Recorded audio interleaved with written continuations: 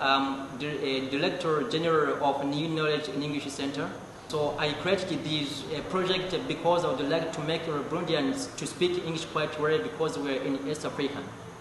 Now we are educating the students about from 80 or 18 years old actually. But now in vacation we are studying and teaching the young.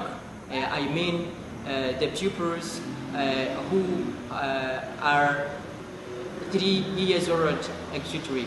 Okay, the reason of creating this project is to make our Burundians to speak English quite well because it's very wonderful to travel in the world if you know to speak English because it's very important of knowing it. If now you know English, I mean that you have good opportunity of traveling the world, over the world, and making the business, or I mean international business in the world.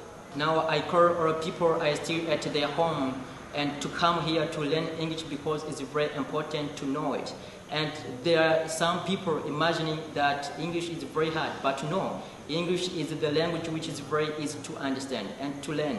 So that now I best very well the people who are there to come here in our center to improve their minds, etc. in English. Okay, so here now we serve our people. Our people that would like to study English. Even if now our old people or young people, we have to receive them and we have to teach them quite well English for more understanding well. We have 10 teachers here in our center. The students are 120 students. I chose to study because it's a very. We chose this class because it has a very important to us. You can explain it in 2 factors. First, when you just go, when you know English, it helps you in business. Why when you are a businessman.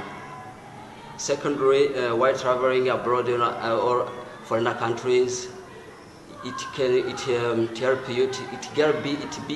It's very easy to understand the people, each other. To be in East Africa community, Burundi, is also the cause to study English because you can communicate in English. Now time I would like to call others to join us here to study English because it will be useful to them as it's useful to us. People who are not Muslims, like Christians. So terrorism is